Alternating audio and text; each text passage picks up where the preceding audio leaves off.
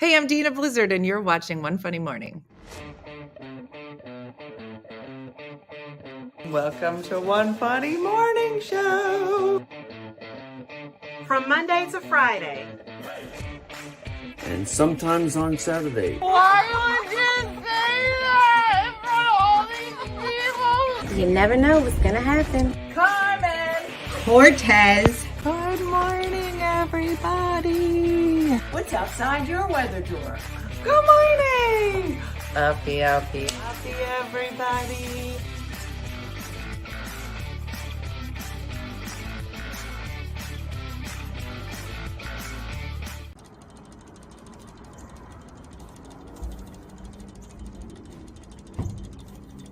Good morning.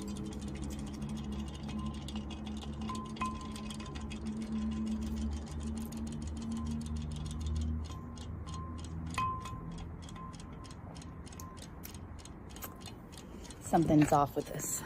I'm not sure what. Well, anyways, it's Lucy again, Peterborough, Ontario. As you know, we could check and see if Jason Momoa is here. Nope, no Jason, not yet. But where you see that blue tarp, we'll have a pool and Jason will be back. Anyways, you're watching One Funny Mother. Take it away, Dina. Good morning, everybody from somewhat sunny, cloudy Dayton, Ohio.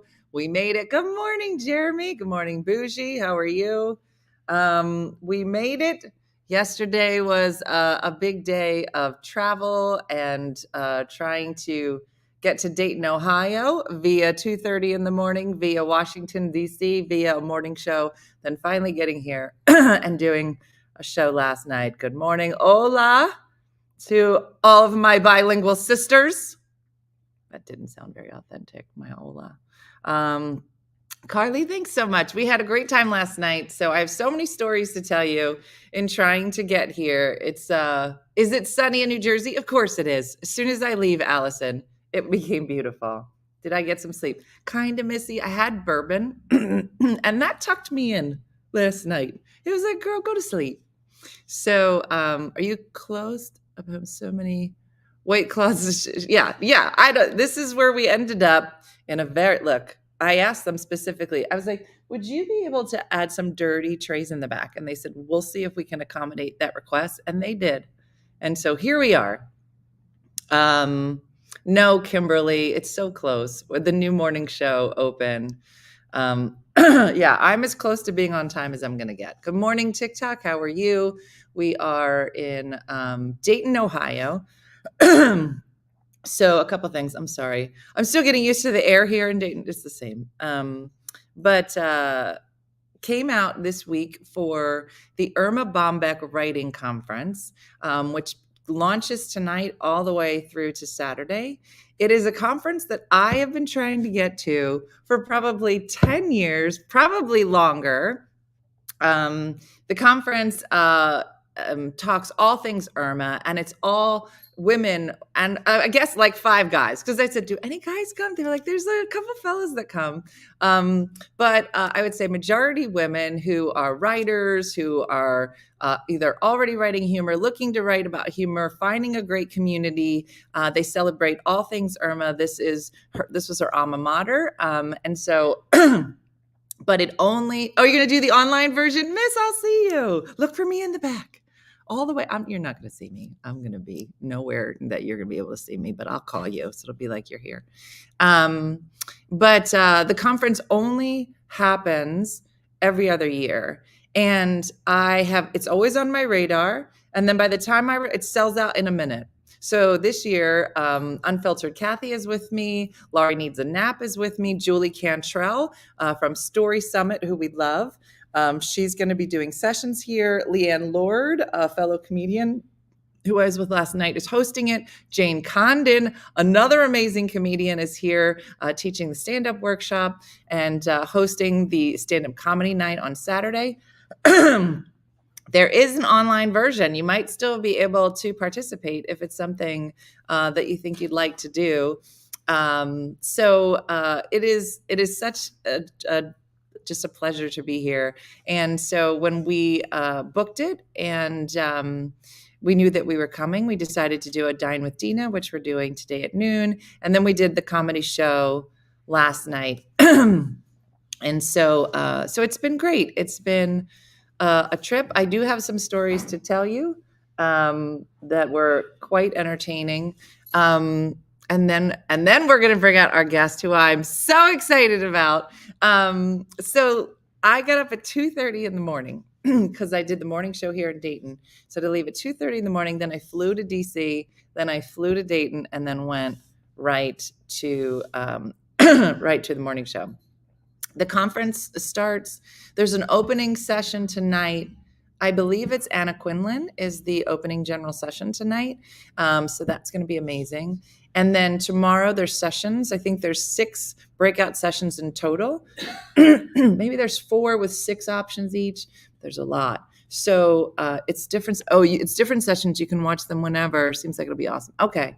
So yeah, so Missy knows more than I do. But if you're looking for something fun and different and to be inspired and to just hear about whether it's funny ways to move through life, Irma Bombeck was prolific when she was writing. And she was one of the first women to talk about all things motherhood and make it really funny. And she was, I'm sure Betsy knows more than I do, but like 900 was it was essays, newspapers, syndicated. So she's going to tell you the whole story, but it's amazing. So yeah, Irma Bombeck is one of the greatest humor writers. You should get one of her books. Let me show you something. I'm going to show Betsy this too. But when I started doing stand-up, I was probably 2002 when I started. And I don't know if you've ever thought about it, but I was like, where does one start? And so one of the very first books I got was Irma Bombeck. And I started reading Irma Bombeck. I read Joan Rivers had a book as well. And who am I thinking of? She always wore a muumuu. Phyllis Diller has a book, something with a lampshade on her head. I read everybody's book. I'm going to just have Betsy follow me around and fill in all my answers today because she's already amazing. So my mother loved her. I have one of her old books. I'll have to dig it out. It's hilarious. I read her books as a teenager and I loved them all. She was the best. Loved Irma. She lived in Phoenix, Arizona. I'm just going to bring Betsy on because now I'm just looking at her. So ladies and gentlemen, please welcome to our show, probably the most famous person we've ever had on the show. Betsy Bombeck, everybody.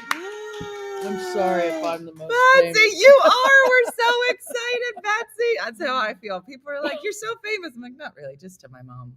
Somebody said, I have her whole collection. Wow. It's amazing. Yeah, so that's a lot. This is Betsy Bombeck. You are the oldest of the 3, right? Right. Irma had 3 children. Betsy is the oldest. And she is here representing during the conference. So tell everybody a little bit about yourself for those people that might not know your mom and those people who love your mom. Okay. Well, for me, I love coming to this conference. I've been coming since it began. I think it's like 28 years. I only missed 1 year because I had kidney stones.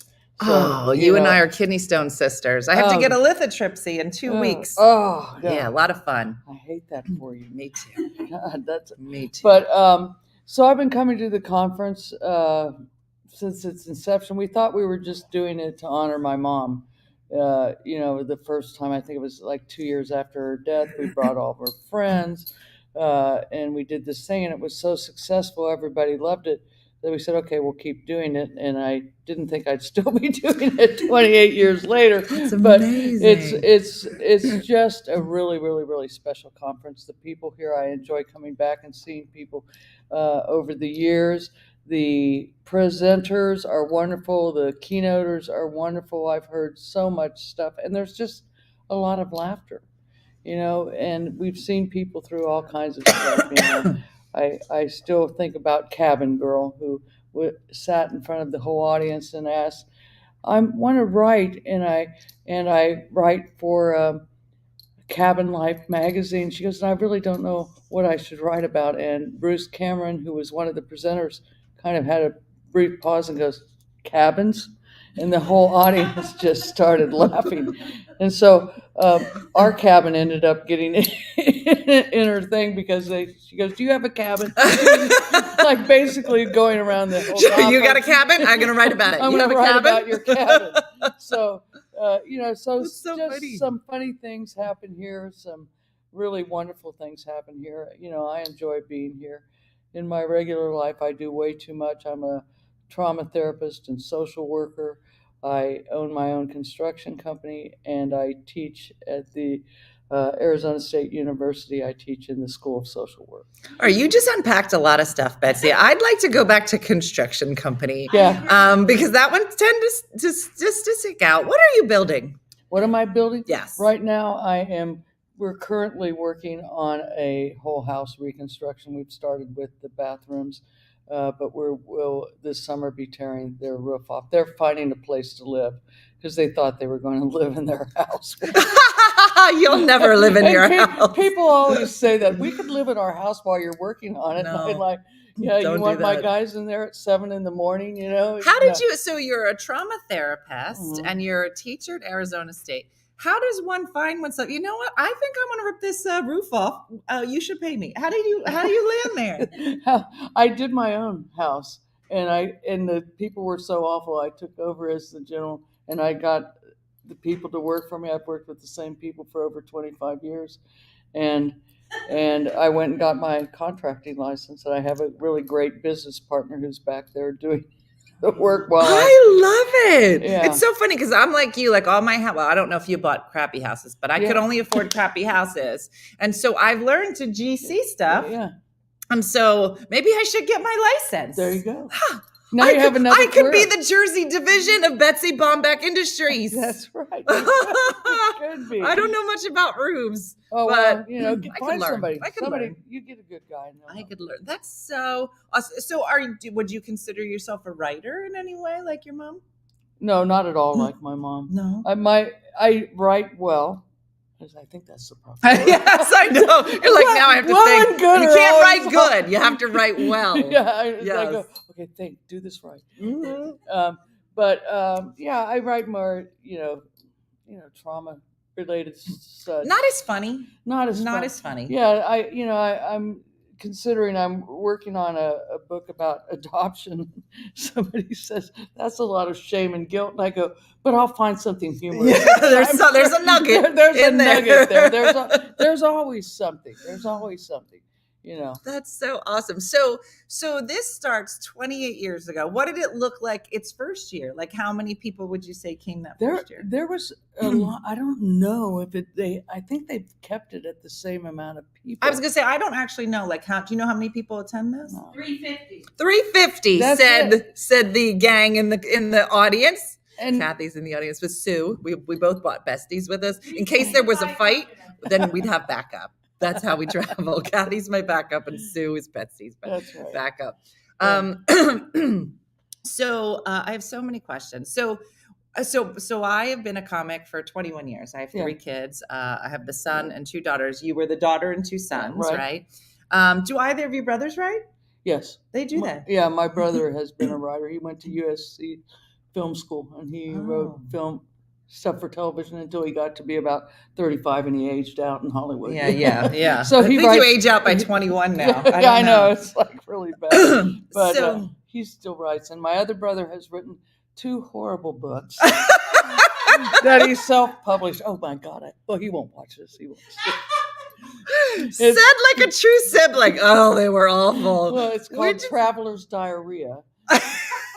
and his head is in the Toilet. toilet. Hmm. That's the cover. Wow. And then more Traveler's Diarrhea. What is it about? Well, he's traveled the world. He's taught school. And he's around there. eaten the food and gotten Yeah. diarrhea? Oh, yeah. I thought you were doing like, no, he's just spouting out lots of information. Yeah, Maybe. And some diarrhea. He ran into some doctors when he was in Peru one time. They go, oh, here, we'll give you some stuff. He goes, oh, great. I didn't know where to go. It's a horrible book. No, but I mean, I think his ex-girlfriends are probably going to sue him if they ever read it. Really? Yeah. Now we're all like, I got to get this book. I Somebody's know, like, did you look, somebody just wrote, somebody tag her brother.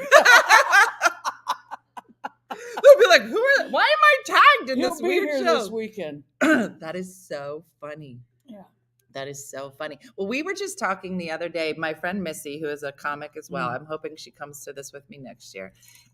She is an only child, and I said, do you even know how to fight? And she was like, what are you talking about? I said, if you don't have siblings, you've never been in a fist fight, because I have two sisters. I was the middle, and we used to like straight beat each other up. And then everybody started putting in their stories of the torturous things that you had done to you as a child or you did to your siblings. And they're the funniest stories. You're like, how did we survive? It was the 70s. Your parents were like, just don't kill each other. Okay. Yeah. I'll just punch her in the face then. Yeah. So funny. So what is it like? So I wanted to ask this because I have my three kids. I started doing stand-up after I had my second baby. And my kids have always been, we'll say, the target of my jokes, and have had their life kind of put all over the internet and videos. And I think it's quite a very unique upbringing, to have your dirty laundry put out, but in a funny way. Sometimes funny, sometimes just, I hate you all, get away from me. But what was that like for you growing up? Because your mom was talking about your life and your family. What was that like when you were younger? We pretended we didn't know what she was writing. We're like, we acted like we didn't read it. My brothers, I think, really didn't read it. I always read the books just to make sure what she might have said about me. I mean, she called me the disaster lady. I mean, that, I was, always worried about something. I don't imagine that for myself. But so, yeah, it was kind of weird. Yeah. People felt like they knew. I have people who come up to me and go, I know your sister. And I go, I don't have a sister. No, I really know her. I read about her. And I'm like, maybe it was the fake kid she wrote about. She would write. We had a fake kid sometimes she would write about. She'd had a kid. You're kidding. Yeah, Timmy. She's like, this is the son I always wanted. You're like, we have to. We have to, but now we have Timmy. And we could blame everything on each other. And if they said, it was really bad being the daughter, because it was always, if she said my daughter, then everybody knew. It was my daughter. If it's my son, it could be either of them. Yeah, yeah. So, I don't know. You get used to it. People ask me, I've had celebrities who have kids that they talk about ask me that, and I go, you'll get them a therapist. Yeah, she'll be in therapy. Don't worry about it. Fine. They'll take care of it with a copay. It'll be fine. Yeah. But it is the same, and so it's the same. So I have a son and two daughters, and I do. If it's a particularly embarrassing story, then I'll just say my daughter. Yeah. And I feel like, it's 50-50 shot. Which one of you is a complete nut job? So I think it's fair. But then the one who it's not is like, but I didn't do that. I go, but nobody knows. She's like, but now they think it. I go, well, it doesn't matter. Nobody can point a finger. It's fine. That's right. It's fine. Don't worry about it. But it's funny. So my son, who I talk about a lot, they're on the shows with me and stuff. He was at college. He had just gone to Montclair State. And he was on campus walking around, and they have like the tours for the colleges, So there was a group of kids walking around campus. He said he had his backpack on. He's walking to class, and somebody in the tour was like, Dean, started waving, and he was like, hello. And they ran out of the group, came over, gave him a hug. They're like, oh my gosh, we weren't sure if we were going to see. It was like he was part of the tour. Oh. And he was like, I'm sorry, do I know you? She goes, we watch you every morning with your mom. And it was so funny. And he was like, but they know so much about him. Like you're saying, they feel like they know him because they've seen him a million times, or they've read about him or seen him. Yeah. Yeah. We all know Dean needs to brush his teeth and get new underwear. See, there you go. That poor guy. Yeah. No, he's gross. He's straight gross. So it's on point. It's accurate. That's for sure. He's gross. He's gross, but adorable. He's awesome. And that's what I think was so great about your mom's writing is that, not only was she writing during a time that nobody was talking about motherhood, but she was talking about the things that are annoying to everybody. But there's such love that comes through your mom's writing. Can you talk about that a little bit? Yeah. I mean, last night when I was doing the Writers Awards, I was talking about how she is still relevant. Yeah. Which is Amazing. You know, Yes. she's been gone 28 years now, I think. And that I picked up a book and I go, okay, Michael Jackson and Madonna are a little dated. But for the most part, what she was talking about was the things that happen in everybody's home. Yeah. The same stuff still happens. Yeah. You know, kids are still annoying. And, you know, True. and siblings fight and you know, people learn to drive cars and you go on vacations and all that stuff, and it's still happening. Yeah. So it's still very current, and you know, she loved what she did. She loved us, and it showed through the writing. That's awesome.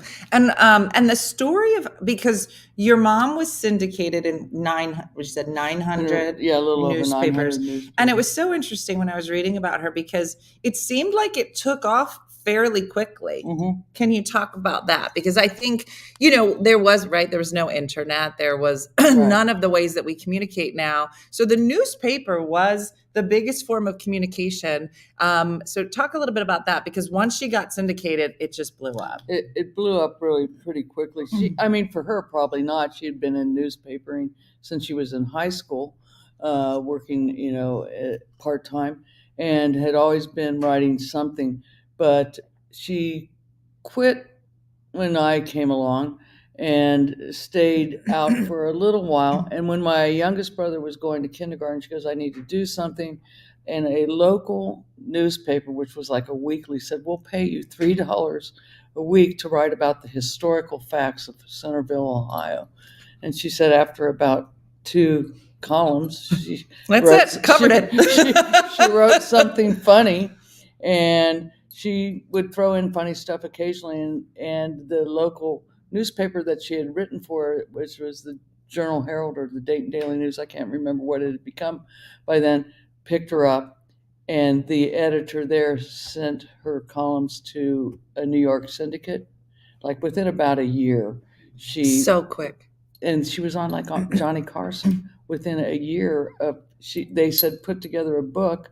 She put together a collection of her columns, made a book, went on Johnny Carson. The newspapers just kept increasing, and she got up to eventually 900 newspapers. It gives me goosebumps to Yeah. think about it, because it was the first time that I think that somebody was really able to, you know, take these things that we all talk about on an everyday basis and put a funny spin on it, and to the level that she was. So I know I'm saying syndicated. I don't know if everybody knows, understands that. But the idea is that, you know, you start writing for this paper, like Betsy said, and they're like, wow, you know, we need to fill this space in our newspaper. We would love to. So they take the same article and then run it across the country.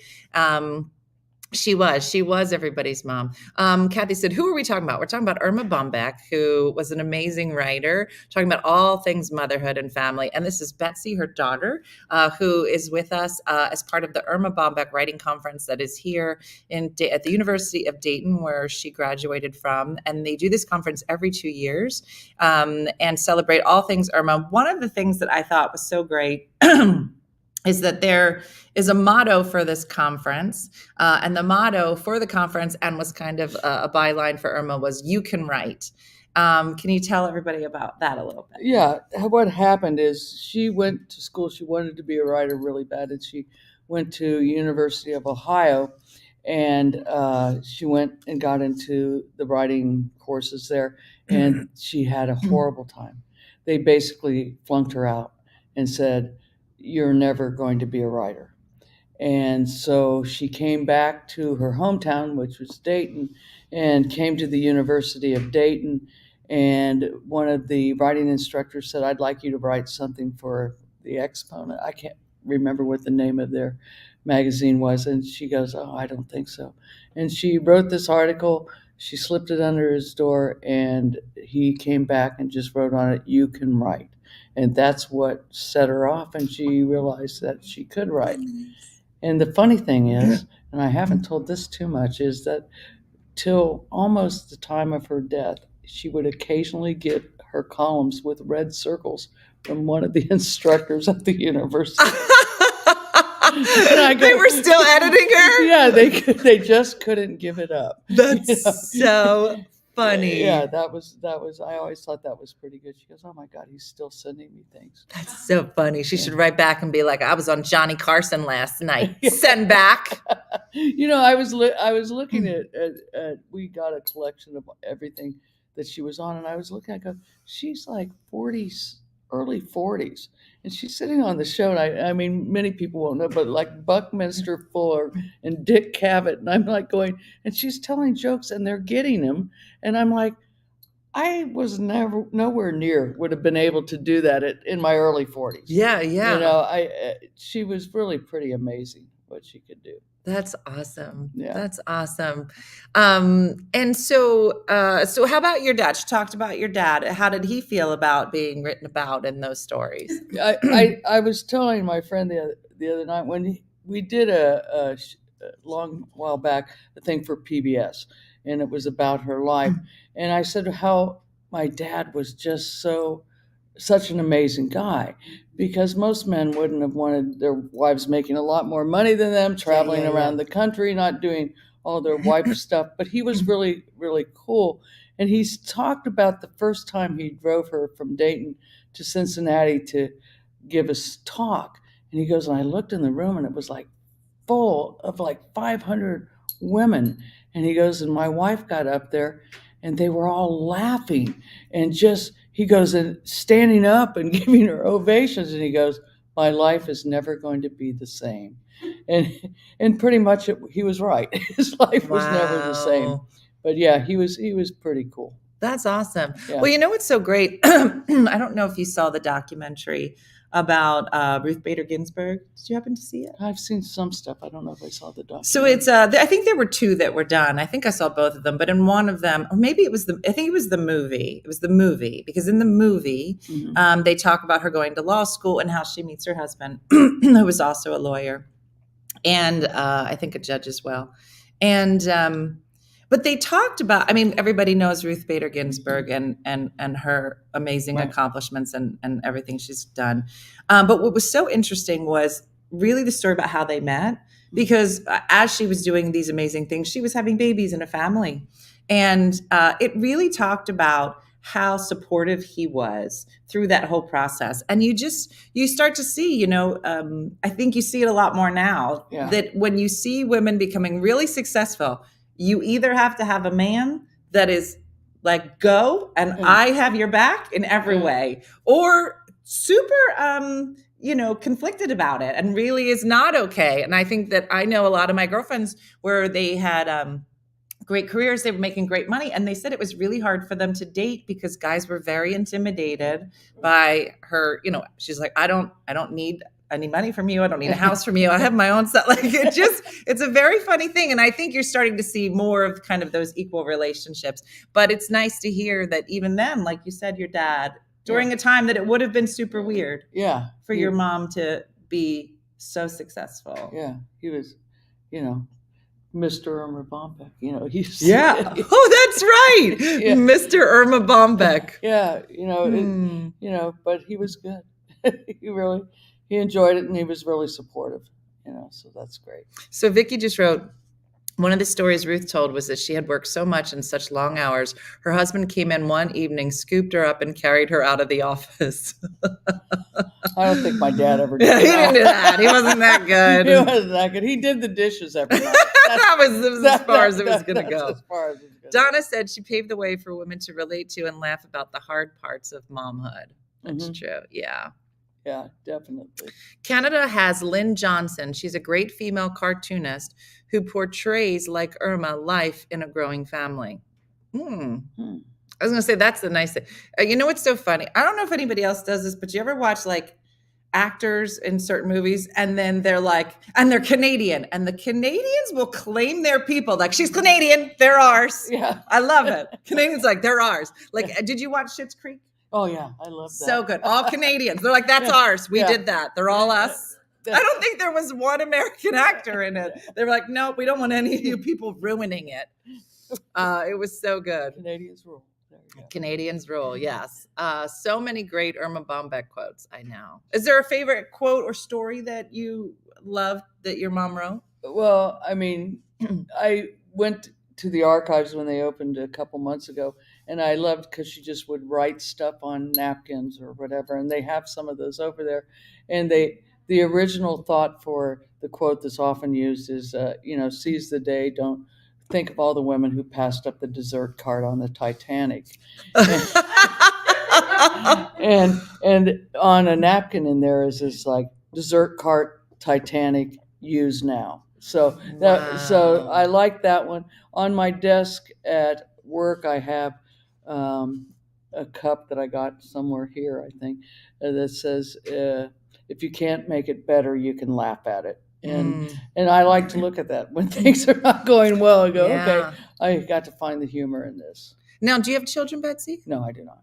I was going to say, how about your brothers? Both my brothers my brother Matt has a daughter who is in Boston as a social worker, and my brother Andy has a son, Michael, who's 17, and they're pretty cool kids. So. Do you think that they started to understand your mom a bit more once they had kids? And you said they didn't really read much of her book, right? No, my brother Andy, the guy who wrote Diarrhea, book. My mom said, "You never read anything I write." And so he was a 5th grade teacher at the time, and they had a form for the book I read this summer, and he filled out the form. He picked one of her books, he read it, he filled out the form, what did you like best, what did you not like, and gave it to her in a frame for Christmas to set up. I read your book.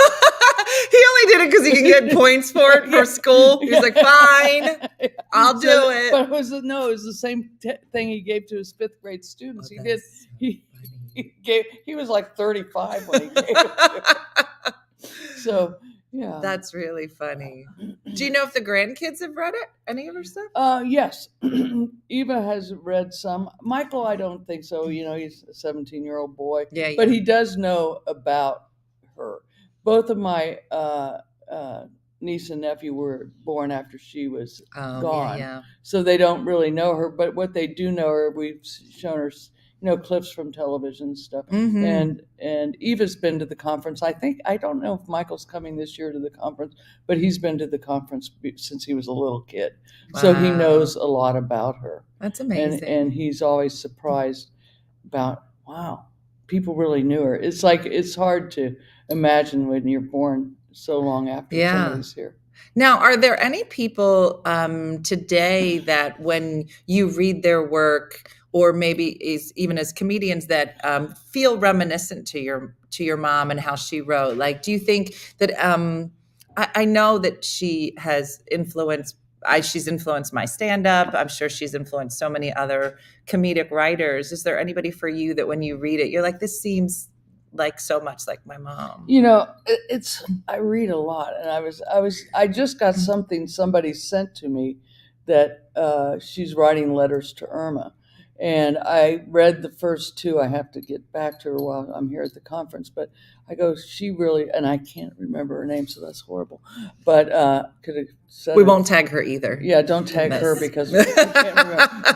But I like, when I read Tina Fey's book, I thought, there's a lot of people that do really good stuff. Mostly I like, because I do trauma therapy, I listen to comedy all the time. I stream it. I had an hour drive to work and an hour drive back for a while, and so I would listen to comedy all the time. And I think Jim Gaffigan, because he does Jim Gaffigan, because he does family stuff, and he just makes me laugh. Yes.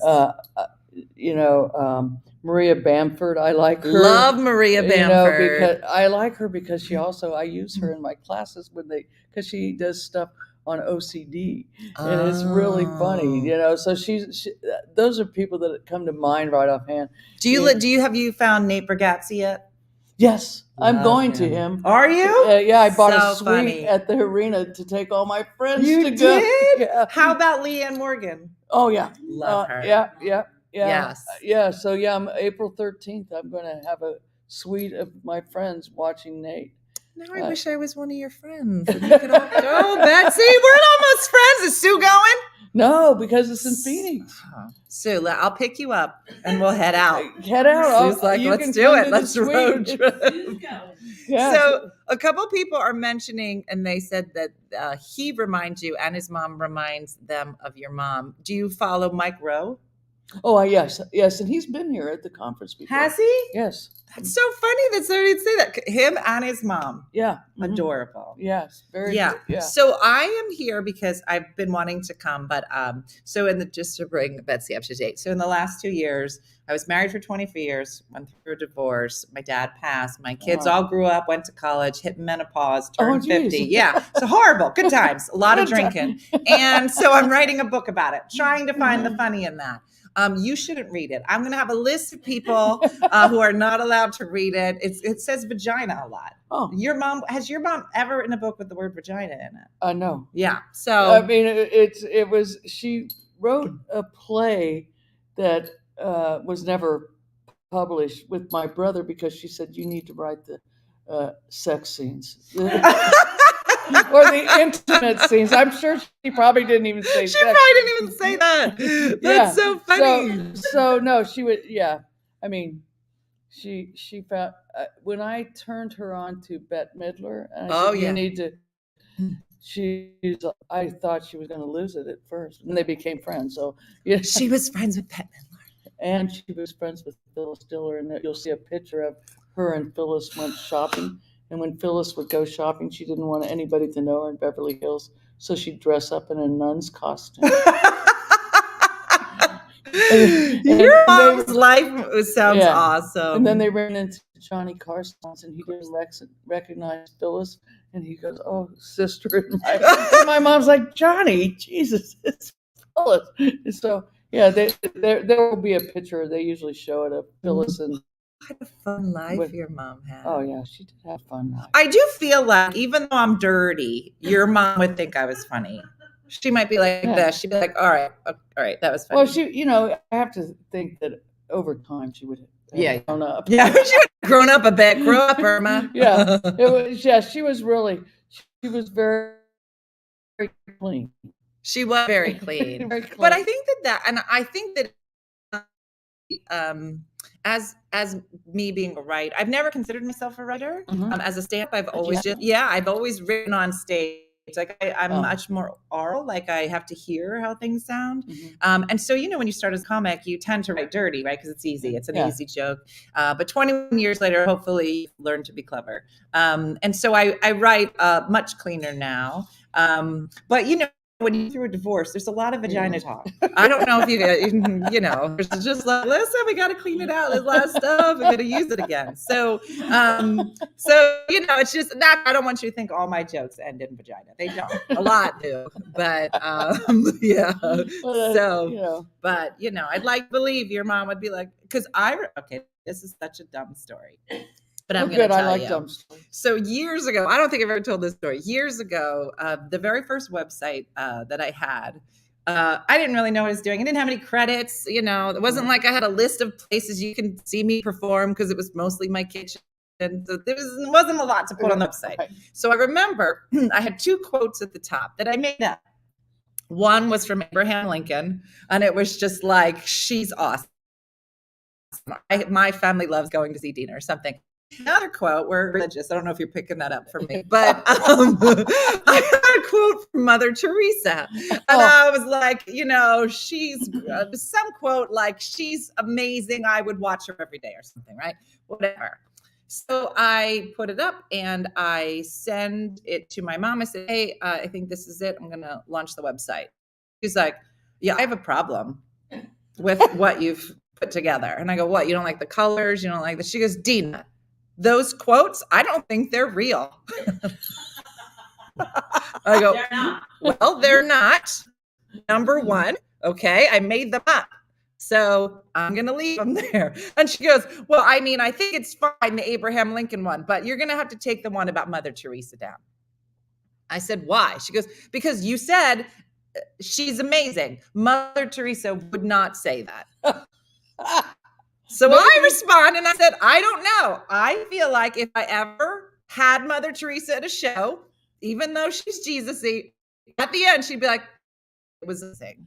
And she's like, I don't think so. She wouldn't say that. Take it down. I go, she absolutely would. I got into a huge fight with my mom. I was like, if I met Mother Teresa, not only would she say, you're amazing, she'd be like, you should go to maybe confession, but I'm going to bring some other nuns to the next show. She's like, she would never say it. We had a fight, a full fight about Mother Teresa and whether or not she'd enjoy my show.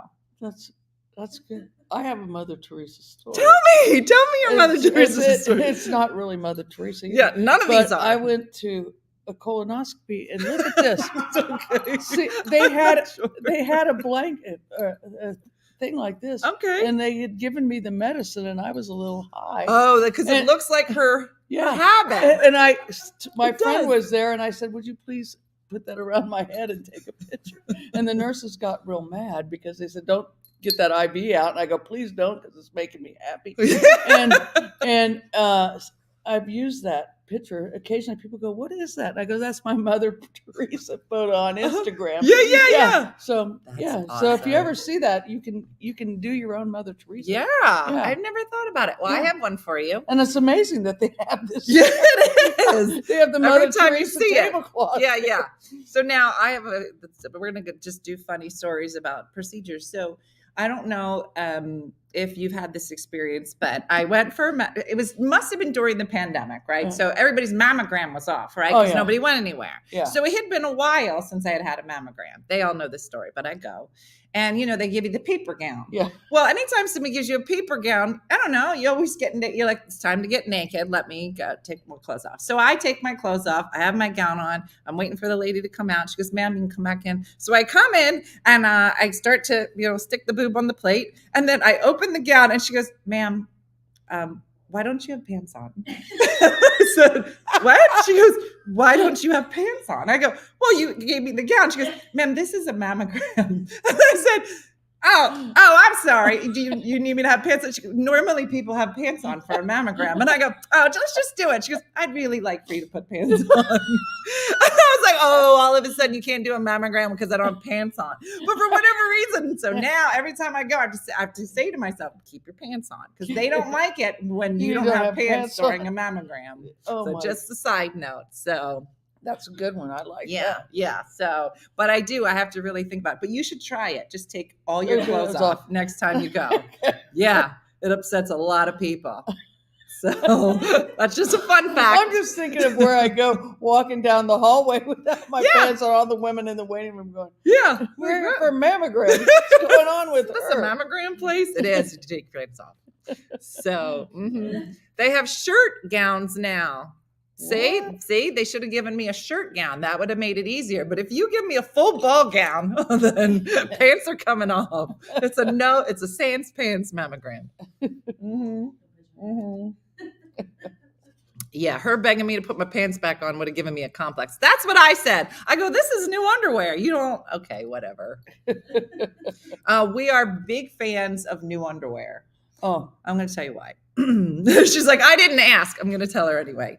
So I was going through my divorce, and my girlfriend does what I can only refer to as a pretty woman montage of new clothes. She was like, "If you're going to start dating, you're going to need better clothes." And I was like, "Fair."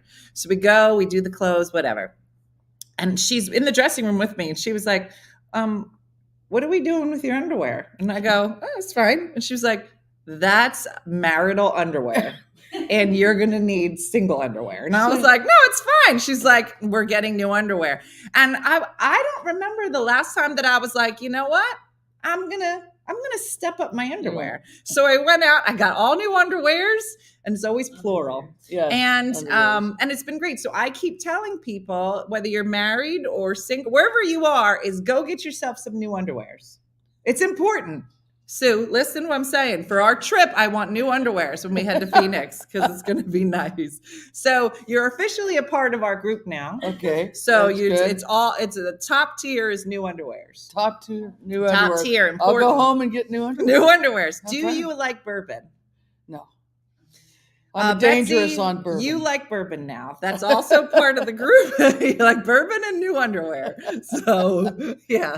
We don't inspect the underwear. It's all just based on your own self-report. There you go. But yeah, and they can't come in a bundle. So the other day yeah, I said new underwear. So they're like, I'm going to order a 5-pack. I was like, no 5-packs. No, you have to go and you have to root through the underwear in the specialty stores like everybody else that has good underwear on. Yeah. Because I used to do bundled underwear.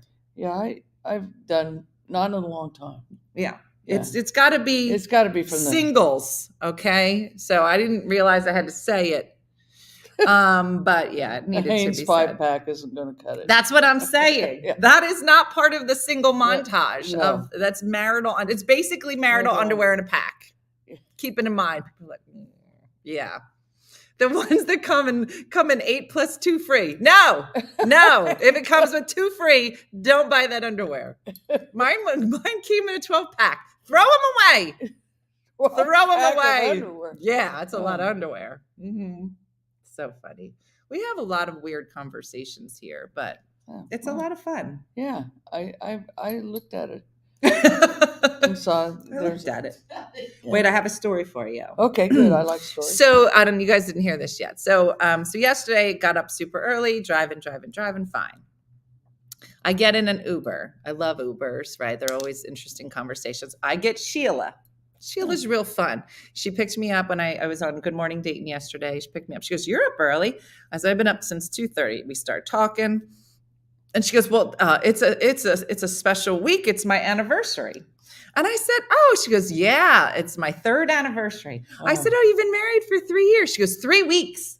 Oh, I said, 3 weeks. Oh, that's exciting. And she was an older lady. And I was like, "That's so exciting. You just got married." "Yeah, 3 weeks ago." She goes, "And he's a lot younger than me." Oh. I said, "My sister, she always dating the guys, usually like 12 to 15 years younger than her." Yeah, she's a hottie. So she goes, "Oh, no, he's a lot younger than me." And I said, "Oh, well, how much younger is he than you?" She goes, "Well, I'm 59 and he's 27. And I've known him for 20 years." And I was, so now I'm in the back of the Uber going, "Wait, what? What's happening in Dayton?" And I go, "We have approximately 15 minutes for you to unload this story because I'm not getting out of this Uber until you unpack what you just said." So she says, "Okay." She said, so I'm like, "You're 59, he's 27. You got married 3 weeks ago, but you've known each other for 4 years.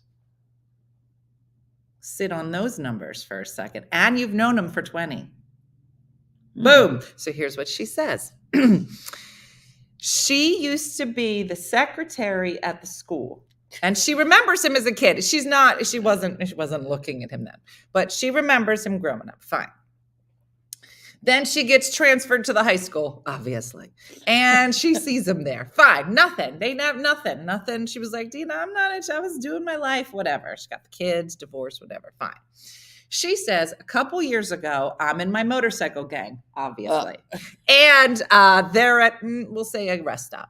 And so she hops off of her bike and she runs into him and his family. "How you doing? Good to see you. Good to see you. We should grab dinner sometime," he says, at 23 to Sheila. And Sheila's like, no, we shouldn't. But he keeps calling. And yeah. And I said, "Okay, let's just," I said, "Sheila, yeah. Sheila, I had a lot of questions." I said, so you just got married?" Yeah, but we were dating for 3 years and blah, blah, blah. And I said, "How does his family feel about you?" And she said, "Oh, they love me. I'm older than them." And I go, "Yeah, I figured. You're older than everybody that he knows or he graduated with for sure." And I said, "How does your family feel?" She goes, "Well, they're less okay with it." But he called 6 times while we were in the car. She was like, "Dina, he's so sweet. He sent me a note. I miss you already." Like, you just don't. Creepy. Right? But what's the one, the girl, McPhee, Catherine McPhee, and her husband that's right. is significantly older. David Foster. Yeah. But Always okay. that's always okay. And, and it's by all accounts, they seemingly have a beautiful relationship. it's weird when she says the part, and I've known her for 20 years. That part gets real uncomfortable. But yeah, side eye Sheila. Yeah, but she was the nicest, the happiest lady I've had an Uber with. 27-year-old. Harrison Ford and Callista. Oh, yeah. Flockhart. They have a very big age. But again, why? How old is Cher's? She just 32. Yeah. She's got like 40 She's 80. years on her or something. She's 80 and he's 32? But she's Cher. Yeah, Sheila's Cher. like, I'm Sheila. Yeah, she definitely has good underwear. I'm gonna tell you right now, Cher's not buying a 12-pack. Okay, I don't know who needs to hear that. Okay, I'm looking at you, Shakendra. Okay, but Cher is not buying a 12-pack of underwear. So think about it. Do you want a 32-year-old boyfriend or a 70-year-old boyfriend? Yeah, Shakendra's like, I don't know. How much money does he have? Okay, I don't know. Cher is 77. Oh, 77. Okay, Still good underwear though. Or no underwear. I bet she's not wearing her pants into a mammogram. She's like, why would I wear? Okay, you're right, Cher. I'm Cher. Nobody would even question Cher. 77. But a lady from Jersey, all of a sudden, you're not allowed to wear pants, or you have to put pants on when you're places in public. Mm-hmm. Yeah, Cher's not even wearing underwear. That's what I said. Yeah. I gave her 3 years. She won't like me anymore. Just take me off her. Who's that? Cher. I said she was 80. Oh yeah. She's don't tag Cher in this. There's a lot of people you shouldn't tag. All right, here's Melanie. One of my favorite articles, when Irma was asked if you would do things differently in life, she said, I would have never have insisted the car windows be rolled up on a summer day because my hair had just been teased, and I would have sat cross-legged on the lawn with my children, never worried about grass stains. I tried to heed this raising my kids. I loved Irma. Oh, that was nice. Yeah, that's a great article. I think that came like close to the end of her life. It was like one of the last things that she wrote about if she had her life to live over. Wow. Yeah, the things she would do. Wow. There's another Sheila. She said, I'm on the Sheila bus. Sheila, how old's your honey? Do you know what a honey door is? No. Let me tell you. So I have a shore house down in the Jersey Shore, and my mom was going to have, she says, I want to go down a couple days with my girlfriends. And I said, okay, sure. So I set her all up, and, everybody brings food. They have a nice time. They dance around, they make vegetables. I don't know. She's 76. Fine.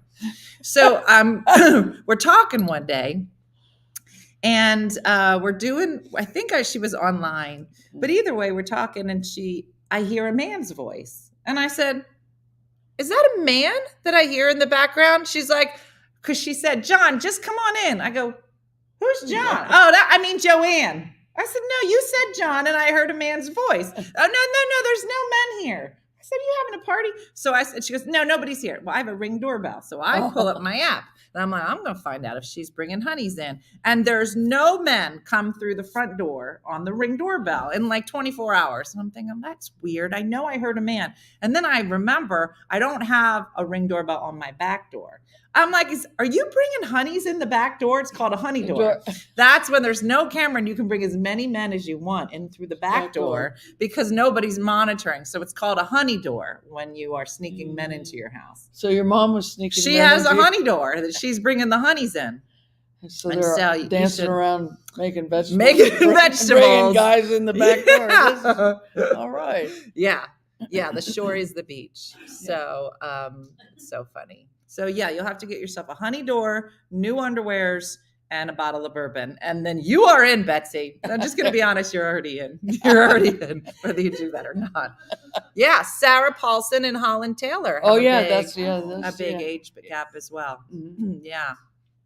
And Holland Taylor, she's been in so many things, but I loved her in Bosom Buddies. Do you remember her? Oh yeah. Wow. Bosom Buddies was such a great show. That was, yeah. Yeah. Yeah. It was fun. That was a fun show. Tom Hanks, right? Tom Hanks, yeah. And Peter Scolari. Yeah. Scolari, yeah. Scolari, I think. He disappeared. Yeah, he did. We just actually might explain it. Tom Hanks collects typewriters. I've heard that. American authors, and my sister-in-law was doing some sound in a studio in LA, and she ran into him, and she says, "Is it true you collect typewriters?" And he said, yes. And she goes, would you like Irma Bombeck's?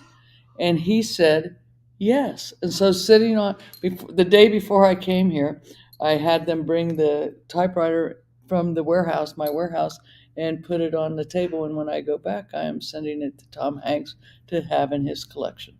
You should have put it in the Smithsonian. You should have put it in the Smithsonian. There's one here at the university, and there's one at the museum here. He should have put it in the Smithsonian. Maybe Tom will put it in the Smithsonian. Maybe one, he will. All the ones he has. Do you remember your mom kind of typing away? Oh, she was fast. She's like, and instead of, because they had that erasable tape, she would just X out. And then she had a great secretary, Norma Bourne, who's been here at these events, and she would retype everything for her. But she was. I can't imagine writing a book on a typewriter now that you're saying all that, because I'm constantly moving things around. And when I tried to get her a computer, I did. I was working in computer sales at the time in the early days, and I got her one, and she goes, "Where do I?" She was like so confused. She's like, "Where does the paper go?" I go, "It comes out over in this printer," and she goes, "This thing isn't funny," and she went back to her typewriter. And I said, "Okay, I tried." Wow. Yeah. But yeah, that's kind of exciting news that just happened. That's amazing. Yeah. Wow. Yeah, I wonder what he does. Like, does he have like a gigantic? I wonder who else's typewriter he has. I don't know. My brother. Your mom's has to be the most famous. No, he probably. I was thinking, maybe like Mark Twain, or I don't know, somebody. Wow. I'm wondering if he has like old. I wonder if eventually somebody's going to be like who's like Anna Quindlen will be here tonight. Yeah. He's like, "Can I have your old computer? Can I have your MacBook Pro?" Like, nobody's going to collect those. Yeah. They don't look cool like an old typewriter would. Yeah. Nobody's going to do that. So it's like she's probably the end. Yeah. Of people who you're use right. typewriters. You're probably right. Nobody's going to be like, "Can I have your mouse pad?" It's just, no. Yeah, that is so funny. It says, "Don't remember that Stephen King movie with Kathy, poor guy with the typewriter." Yeah, it's so funny. Stephen King. Yeah, my mom and he were good friends too. She would do a for the National Kidney Foundation. She said, "I don't want to go to any of those women's fashion shows one more time in my life." Mm-hmm. So she goes, "I have friends who write and they can talk," and she would invite them. And the year that she invited Stephen King, he told her that the stuff he writes, she goes, "You're too scary." And he goes, "The stuff that I don't put in books is even scarier." Because I scare myself. Wow. But he spoke the year that Raquel Welch was going to be a speaker. She had written a book. And so my mom goes, "Is there anything that I can do for you, Steve?" Well, he goes, "Yes, a slow dance with Raquel Welch." How can you pay me? I don't know. Is Raquel going to be there? Yeah, is she going to be? I mean, it's still an event that we carry on. Wow. And she brought because that's what she passed away, right? Was it polycystic kidney disease? Yeah. Wow. Yeah. Wow. So I still am on their board, and we still do. And she has an organ. We have an organ donor awareness project in her name and such. So that's amazing. Yeah.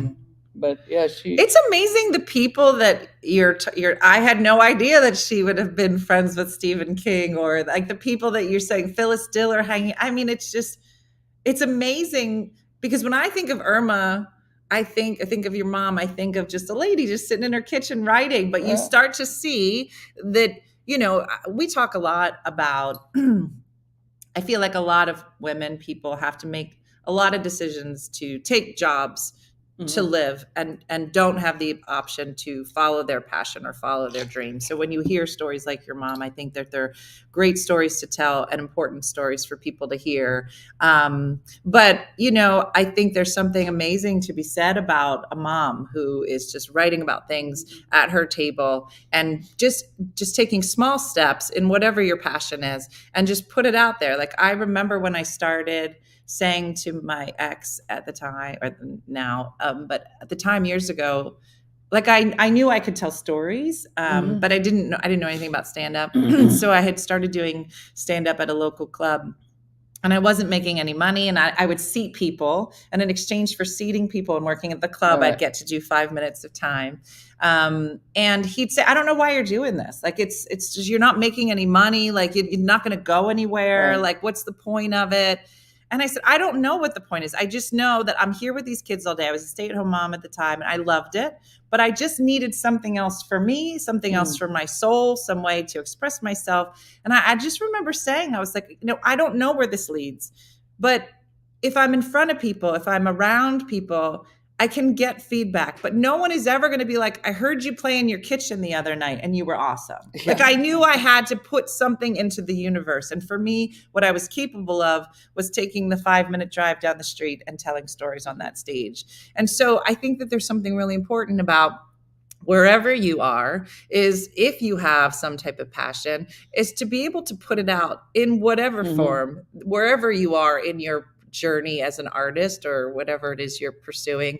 Like this conference I had wanted to come to for probably 10 years. And so now I'm here and super excited to be here. But there are, I'm sure out of the 350 people here, there are lots of people. There are people that are just starting out. There are people that have been writing for a while, that are like people like myself, that I've never written a book before, but I write in terms of stand-up and comedy. So yeah, and now I do. I play my kitchen every morning, and actually you guys all found me. So it is kind of funny that the comes full circle. And I'm still late for work. I only work 10 steps from my bedroom, and I'm still late for work every day. So I there's love it. that. I'm never on time. Yeah. Good. I told somebody who wrote a story last night about funerals, I am known for being late, so I'm going to tell everybody my funeral's at 10, and then we're going to start it at 10:30. Yeah. I go just one last time that they can say, Yeah. what So like, oh is. gosh. Yeah. And with my mom, things, he went from a $4 a week column to, something slightly better at the Journal Herald to all these papers. And then she was on Good Morning America, and she did a sitcom, and she did all kinds of It's stuff. amazing. It's such a great story. And I think that, like you're saying, 28 years since she's passed, and this is still going, people are still talking about, and she's still inspiring people. So I think it's great. And thank you so much for coming on our show. Thanks for having me. This glad was to be such here. a treat. This was fun. Just so lovely. If you'd like to get some more information about the Irma Bombeck Writing Conference, you can Google it, check it out. Maybe there's some still spots open for the online version. But there was a writing contest as well. And there's ways that you can participate in future years.